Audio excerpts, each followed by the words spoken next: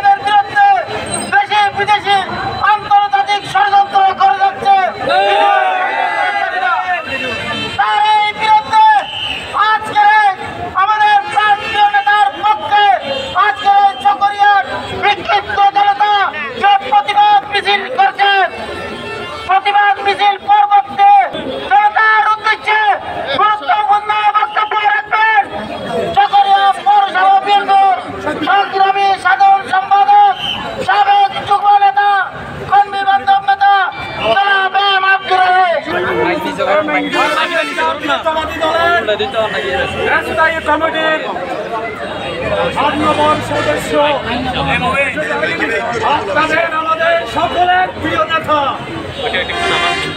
যিনি 5ই আগস্টের পরে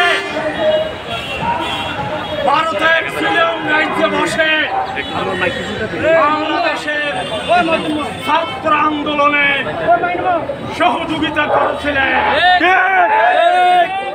তিনি সারা বাংলাদেশে ফ্যাসিবাদের বিরুদ্ধে এই আন্দোলন হয়েছিল।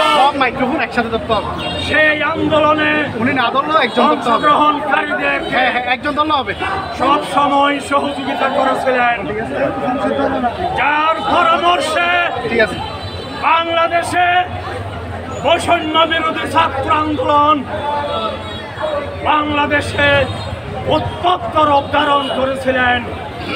যিনি শিলং রাজ্য থেকে সারা বাংলাদেশে জাতীয়তাবাদী পরিবারের সকল নেতা কর্মীদেরকে পরামর্শ দিয়েছিলেন, যার পরামর্শে আমরা আন্দোলন করেছিলাম, যার পরামর্শে বেশিরভাগের পতন হয়েছে। সেই রকম একজন নেতার বিরুদ্ধে আজকে সারা বাংলাদেশে যারা ষড়যন্ত্র করতেছে তারাই দেশের শত্রু, তারা অনেক দূষণের দূষণ। একটি দেশি বিদেশি ষড়যন্ত্রকারীরা আজকে জাতীয়তাবাদী দলের বিরুদ্ধে ষড়যন্ত্র চালিয়ে যাচ্ছে। যারা দেশপ্রেমিক, যেই সমস্ত দেশপ্রেমিক নেতারা রয়েছেন, যারা এদেশের আওয়ামী দূষণদের বিরুদ্ধে লড়াই করতে গিয়ে গুমের শিকার হয়েছিলেন, সেই গুমের শিকার নেতার বিরুদ্ধে আজকে যারা ষড়যন্ত্র করতেছে তারা হচ্ছে আওয়ামী লীগের দূষণ। প্রিয় নেতৃবৃন্দ, আমরা আজকে হুঁশিয়ার করে দিতে চাই, আমরা জানিয়ে দিতে চাই, সালাউদ্দিন সাহেব এই দেশের সম্পদ। সালাউদ্দিন সাহেব কক্সবাজারের সম্পদ, সালাউদ্দিন সাহেব বাংলাদেশের সম্পদ। সালাউদ্দিন সাহেব এই দেশে গণতন্ত্রকে পুনরুদ্ধারের আন্দোলন করতে গিয়ে সরকারের হাতে গুমের শিকার হয়ে 63 দিন সরকারের হাতে গুম ছিলেন। সেখান থেকে আওয়ামী সরকার ভারতের শিলং রাজ্যে ফেলে দিয়ে আসছিল। সেখানে তাকে শিলংয়ের পুলিশ উদ্ধার করে কারাগারে নিয়ে গেছিলেন। সেই সালাউদ্দিন ভাই শিলং থেকে এদেশে আন্দোলন করেছে। যারা ষড়যন্ত্র করতেছেন আপনাদেরকে বলতে চাই, আপনারা সেই দিন কোথায় ছিলেন?